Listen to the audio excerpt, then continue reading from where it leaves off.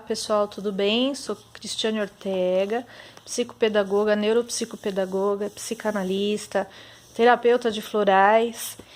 E agora eu venho falar para vocês sobre o que fazer na 7ª e 8ª sessões, tá? Bom, você já fez EOCA, você já fez os testes de provas operatórias, você já fez os testes projetivos e agora você vai começar a testar outros tipos de dificuldade que a criança ou jovem pode ter. Então, primeiro passo, você vai avaliar a coordenação motora fina, tá? Você pode fazer isso pedindo para ele montar correntinhas feitas com macarrão e barbante.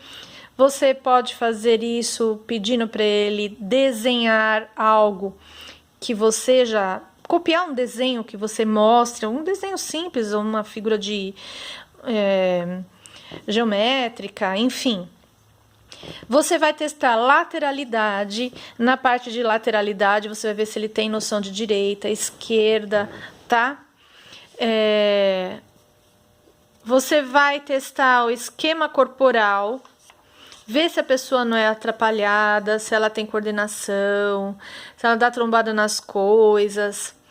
A orientação temporal, então você vai fazer perguntas com relação ao tempo, com relação aos dias da semana, e você vai conseguir observar se ele tem noção de tempo. Sobre orientação espacial, sequência lógica, e aí você vai passar para avaliação da consciência fonológica. Provavelmente a consciência fonológica vai entrar na 8ª sessão, tá? Na 7ª você começa com os esquemas de lateralidade, de coordenação motora, esquema corporal, etc. E aí a parte que vai falar da consciência fonológica dá para fazer isso na próxima sessão. E aí, dentro da consciência fonológica, você vai testar rima usando figurinhas, tá? Você vai testar a manipulação dos fonemas, então palavras que comecem com determinada letra, que terminem com determinada letra. Você vai pedir para ele fazer seleção de palavras parecidas. Você vai testar a leitura silenciosa, dando um texto para ele, vendo quanto tempo ele leva para ler, tá? Então, no manual da Simaia, existe uma escala, uma sugestão de uma escala, ó. Não sei se tá espelhado de novo. Não dá, eu não sei como é que faz para desespelhar. Enfim, aqui tá por idade, quantas palavras que a criança tem que ser capaz de ler por minuto, tá? Você vai fazer perguntas sobre o texto que foi lido para ele, para ver se ele compreendeu a leitura sozinho. Se ele não compreendeu sozinho, então você vai ler o texto para ele, para ver se com você lendo ele compreende. Vai repetir as perguntas para ver se ele sabe responder, porque aí você já vai começando a perceber as dificuldades. Às vezes a criança lê e ela não consegue compreender, então aí já tem um sinalzinho de alerta. Às vezes, com você lendo, ela compreende. Vai confirmando o sinalzinho de alerta. Você vai fazer os testes de sondagem de escrita. Vamos supor que a criança não escreve, ela não escreve nada. Então, você vai fazer uma sondagem. Como se faz uma sondagem? Você vai escolher uma palavra da mesma família semântica. Então, uma palavra proparoxítona, uma palavra polissílaba, uma palavra trissílaba, outra dissílaba, outra monossílaba. Da mesma família semântica. O que isso quer dizer? Vamos supor que você escolheu animais. Então, você tem que escolher todas essas palavras que têm a ver com animais. Então, por exemplo, crocodilo, macaco, pato e rã, certo? E aí você vai ditar uma frase que tem uma dessas palavras. Por exemplo, o macaco pula na árvore. E você vai pedir para a criança ler para você o que ela escreveu, mesmo que ela tenha escrito letras que não tem nada a ver. Ela vai botar o dedinho e vai ler para você com o dedinho, para te mostrar qual letra ou qual desenho que ela fez corresponde a cada uma daquelas palavras, tá? Ou daquelas sílabas. Num próximo vídeo, eu vou explicar direitinho como interpretar e saber em que hipótese diagnóstica da leitura essa criança está, tá bom? Não neste momento. Você vai fazer um teste de compreensão oral, que é fazer frases que tenham sentido e perguntar para a criança se ela acha que é possível ou se ela acha que não é possível. E criar frases sem o menor sentido para ela te responder se é possível ou se não é possível. Quando a criança começa a errar muito, ou ela está com problema de atenção, ou ela pode ter algum outro distúrbio que envolve a audição, tá? Fala, mas eu converso com ela, ela responde. Tá, você conversa com ela, ela responde, mas existem problemas de audição que interferem, sim, na interpretação. Porque às vezes ela não ouve exatamente o que você está falando, às vezes ela ouve de outra forma. E aí, se você identificar isso, tem que encaminhar para o fono, tá? Porque precisa da ajuda dele, porque é ele que vai diagnosticar, não é a gente. Você vai fazer nas próximas sessões, você vai, porque não dá para testar leitura e escrita e cálculo na mesma sessão. A criança cansa e aí não tem jeito. Então, nas próximas sessões, que seria a 9ª sessão, você vai fazer o teste de cálculo com ela. Então, você vai começar com contas simples, né? Das 4 operações, mais, menos, vezes, dividir. E depois você vai aumentando o grau de dificuldade para ver até onde ela sabe chegar, certo?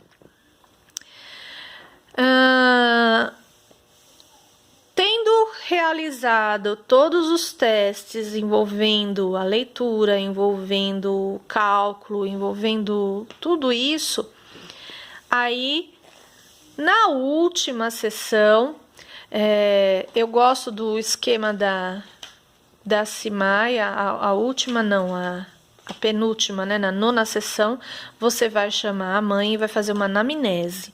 Por que que ela dá a sugestão, e eu acatei e achei legal, de fazer a anamnese só na penúltima sessão? Porque quando a gente faz na primeira, a gente tende a se enganar, a achar as coisas, né?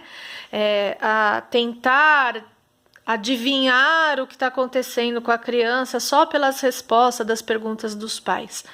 Então, você colocou na última sessão, você vai usar para o contrário, para confirmar a sua hipótese diagnóstica ou para refutá-la, tá? Durante todo esse processo, você precisa fazer uma visita à escola. Então, você vai escolher o melhor momento, você vai entrar em contato com a coordenação da escola e você vai agendar e ir lá. Você precisa ouvir a versão da escola em relação àquela criança. Como que ela é na sala de aula? Ela faz lição? Ela não faz lição? Ela não para quieta? Ela para quieta? Como que a família é? A família participa? A família não participa? A família atende os chamados da escola? A família olha caderno? Não olha caderno? Porque os pais, às vezes, eles omitem fatos pra gente. E a gente só vai saber exatamente o que acontece quando a gente estiver lá na escola conversando com o pessoal que trabalha mais de frente com aquela criança. Quando você terminar todo o seu diagnóstico, você vai fazer a sessão de devolutiva, que provavelmente vai ser a 10ª sessão. Essa 10ª sessão, ela já é um informe psicopedagógico, é o que você percebeu em relação aquele aprendente. Você não vai nomear doenças para os pais. Você não vai falar, ele é disléxico, ele tem TDAH, ele é descalcúlico. Não, você não vai falar isso. Você vai falar que ele tem dificuldades de leitura e escrita. Você vai falar que ele é agitado e que ele tem problema de atenção. Você vai falar que ele tem problema com cálculo, que ele não está compreendendo os cálculos, a ideia lógica da própria matemática. E para confirmar um diagnóstico, você vai aconselhar a procurar outro especialista. Gente, diagnóstico é multidisciplinar. É a opinião do psicopedagogo? Só que não só a opinião do psicopedagogo, é a opinião do fono, é a opinião do psicólogo, tá? É a opinião de um neurologista. Você não pode botar a mão na fogueira sozinho. Por quê? Porque você não tem as ferramentas necessárias para fazer esse diagnóstico sozinho, tá? Então, tem que ser multidisciplinar. No seu relatório, você vai escrever apenas as dificuldades observadas. Ele tem dificuldade disso, ou ele lê e não interpreta, ou ele não lê, mas compreende quando outra pessoa lê para ele. Ele se distrai com tudo, não consegue se concentrar, necessita que lhe chamem a atenção diversas vezes para voltar ao foco, não compreende as comandas, distorce as perguntas feitas, enfim. Você vai escrever relatório, se você for dar um relatório por escrito, você só vai escrever nesses termos, tá? Você não vai afirmar nenhum tipo de patologia, porque não cabe ao psicopedagogo dar um diagnóstico desse jeito. Não cabe. Apesar de você achar que tem condições de adivinhar ou de identificar se a criança tem dislexia, se a criança tem isso, se a criança tem aquilo, você não pode dar certeza de nada, tá? É isso aí. Gostou? Dá um joinha. E até a próxima. Beijinho.